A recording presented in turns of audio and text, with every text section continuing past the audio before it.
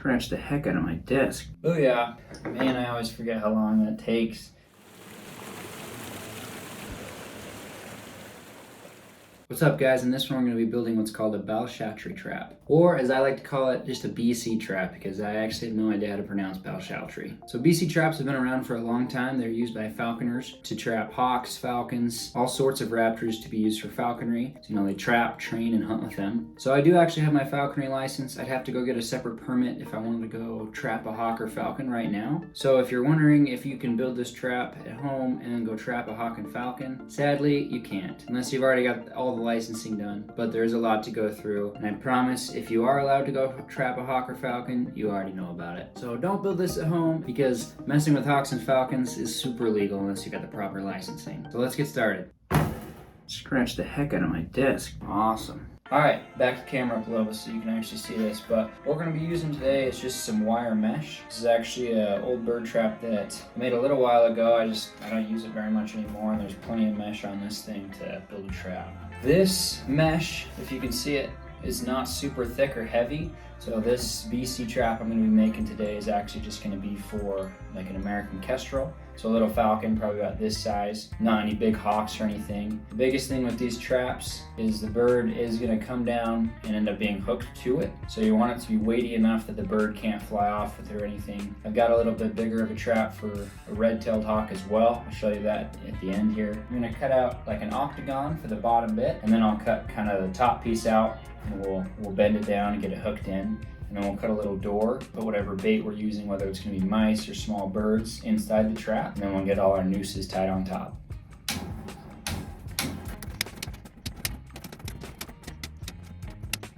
Fun fact, did you know that most of the eagle screams you hear in movies are actually red-tailed hawk screams? Because red-tailed hawks sound way cooler, so they just stole their scream and decided to give it to eagles. Now you know. Now we don't want to make this too huge, so I'll probably use about this much of this, so you can easily fit in and out of the car, out of the window, easy to carry. It's just for a kestrel, so again, it doesn't need to be massive. So I'll count these 1/4 inch squares and just kind of use those as measurements of where I want to be. They're 1/2 inch squares.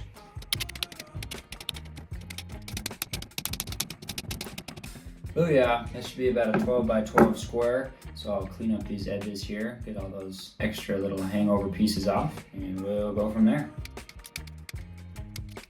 Alright, we got this square cut out. I'm gonna cut off some corners here just so it's a little bit more of like a frisbee shape, make it a little easier for throwing. So we'll figure that out and get that cut out. Boom, hexagonal. Look at it, it's beautiful. So now we gotta cut the top so it'll fold, and we can build like a little box on top here. Alright, so if you can see the shape we got here, this is going to form both the ceiling and the walls. So I'm going to bend these bits down, and then on all these edges I left a long bit of wire, and I did that on purpose, if you can see that. Kinda? Yeah, there it is. So you can see these, and those are actually going to be what I'm going to wrap around the other bits of wire to connect everything together. So you can just cut all these off and then use just like zip ties to piece everything together, but I feel like this is a little bit better of a look and it's a lot stronger. Honestly, it just takes a lot longer, so maybe I just feel like it's better because of that, but who knows. So you can see what I mean there. I got the walls all connected together.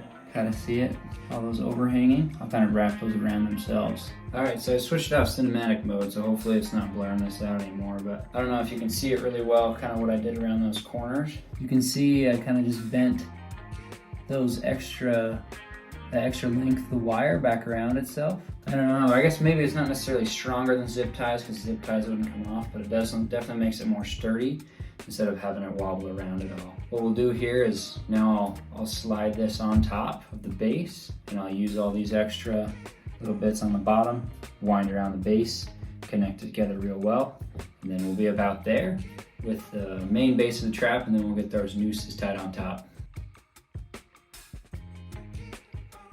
Man, I always forget how long that takes. We got this done, so you can see it's just a small cage on top.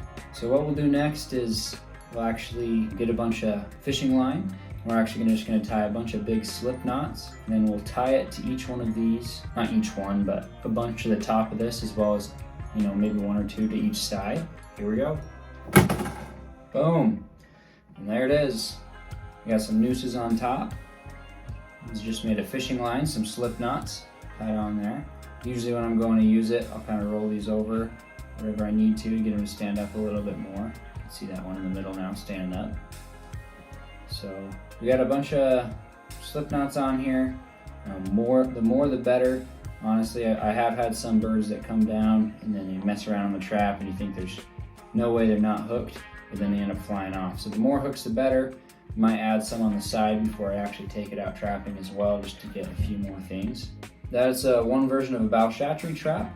They work pretty good on birds of prey that are a little less skittish. Don't worry about things too much. So here's the red-tailed size one. You could use it for kestrels too. It's just a little bit bigger, a little heavier, so a red-tailed hawk couldn't fly off with it. This one does have that finished trap door on the bottom. The biggest thing to think about here is it is nice when it's bigger, because then you can reach in here wherever you need to get mice or birds out without having to chase them around too much. I'll add a door on this one once I can get a hold of some zip ties. Add one on the bottom there, and then we'll make sure we're taking these traps out, catching us some kestrels and some red-tailed hawks. So if you want to see that in the future, make sure to like and subscribe. As always, thanks for watching.